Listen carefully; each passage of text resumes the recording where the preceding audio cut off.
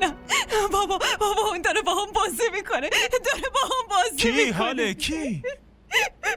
بابا اون منتظر به دنیا اومدن بچه است. همین که به دنیا بیاد اون ازم میگیره و منو طلاق میده. بچه رو میگیره؟ چطور میتونه بگیردش؟ دارید به کی زنگ میزنید؟ به حمزه. اون میاد و هر کلمه‌ای که مادرش گفته رو باید به همون توضیح بده. نه بابا لطفا منو قایم حالا کنید. عزیزم به من نگاه کن، من هنوز زنده‌ام دخترم. بذار ببینم اون چطور جرأت میکنه پاشو.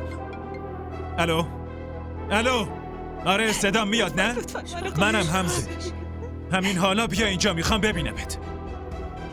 نه خیر هیچی نمیدونم، فوراً باید بیا اینجا. حرفمو فهمیدی؟ فوراً باید بیا اینجا، من منتظرتم.